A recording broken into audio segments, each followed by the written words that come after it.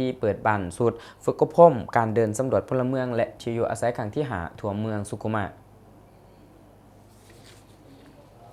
พิธีเปิดสุดฝึกอบรมสำหรับการเดินสำรวจพลเมืองและที่อยู่อาศัยครั้งที่5ประจำปี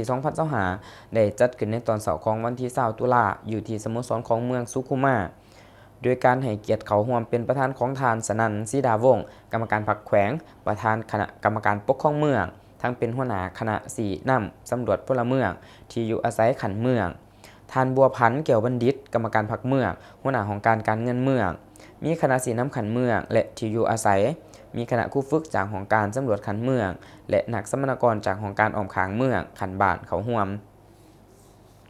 จุดประสงค์ของการฝึกอบรมครั้งนี้ก็เพื่อฝึกอบรมนักสัมมนากรขันเมืองนักกวดกาให้มีความรู้ความเข้าใจเกี่ยวกับกรอบแนวความคิดจุดประสงค์และวิธีการจดกายแบบสอบถามในระบบทันสมัยให้มีความเป็นเอกภาพอย่างเลิศซึ้ง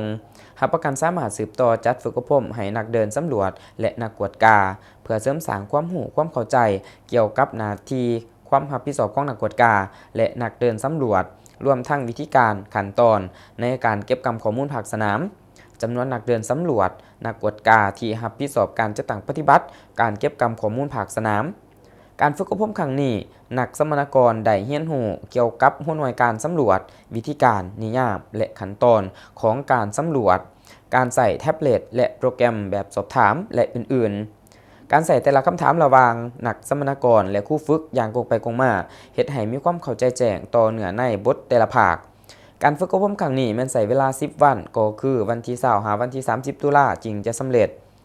ตอนถ่ายพิธีทานสนันศรีดาวงศ์ประธานกองประชุมก็ได้มีคำเมนโอลมท่านได้แสดงความหย่องย่อสมเสยต่อคณะครูฝึกและสัมมนากรทุกท่านที่จะได้พร้อมกันเอาใจใส่อย่างเต็มเม็ดเต็มหน่วยต่อการฝึกอบรมในครั้งนี้ให้มีผลสำเร็จ